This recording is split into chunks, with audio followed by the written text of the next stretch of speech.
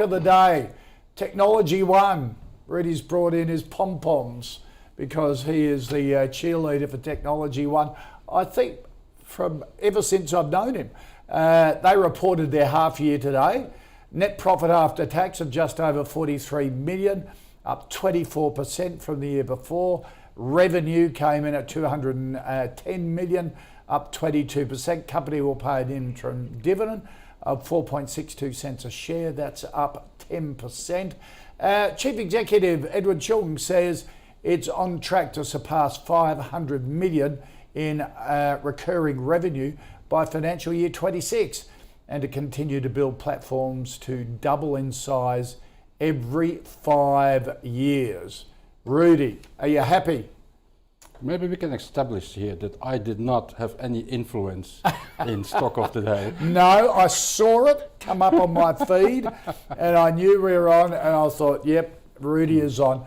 Look at this. Yes. A year ago, $10, so it's up 50% in a year at a time when tech stocks, most of them, have been absolutely smashed. Yeah, and one of the points I have been making over that period is that the market has been very efficient in sniffing out the quality from the rest in the tech sector. Right. And you'll see that, for example, that the likes of WiseTech Global, Altium, Pro Medicus, they equally have such a strong performance in the same period. And a lot of other technology stocks, of course, are down by 80, 85, 95%. So the market really has sniffed out the good ones from the lesser good ones. The one thing you don't see on this chart is that more than 1,000% over the decade, right, and still going strong as witnessed by today. I mean, if there is a competition on the ASX, which is the highest quality stock, I guess tech stock or all up? Just all up. All up. I guess CSL would be up there, REA Group would be up there, but I would reckon that TechnologyOne deserves its mentioning there as well. And whether one is better than the other is probably more a case of luck. I mean, this one is smaller, that's why it grows more consistently at 20%. But I guess it's up there. If anyone is interested, yes, I'm a shareholder, have been for a very long time. We've talked about this stock for so many times. Best thing I can say is buy them when they're temporarily out of favor and just hold. Okay. Because management's confidence today again has been that they will continue doing what they're doing. Right.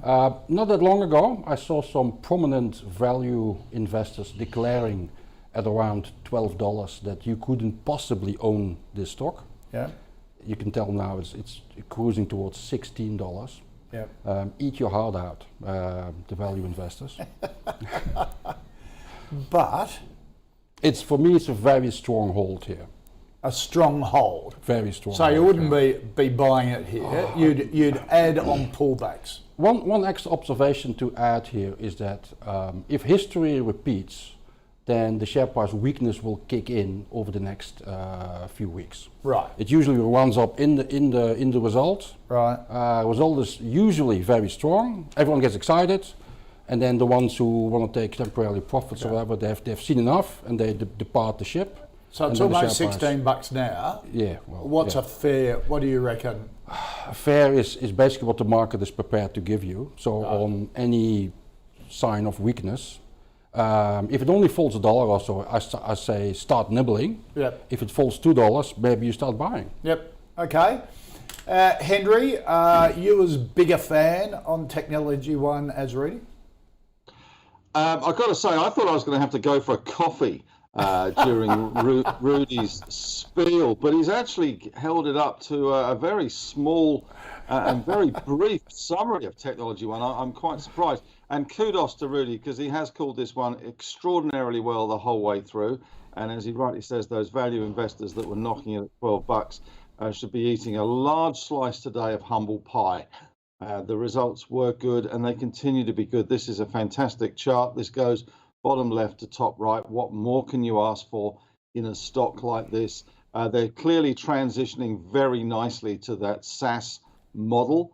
The annual recurring revenue now from SaaS is up 40%, 316.3 million, and clearly they have a very excuse me, sticky business with government and councils and all the other people that use their software. So it's a great story. It has been doing extraordinarily well. As I say, Rudi has called this beautifully, and I think he's called it beautifully again, even though it was a very brief commentary from Rudi. I was expecting him to go very gung-ho and buy, and I was then going to have to go sell just to upset him. No, it's very much a strong hold here. If you've got it, you wouldn't sell it.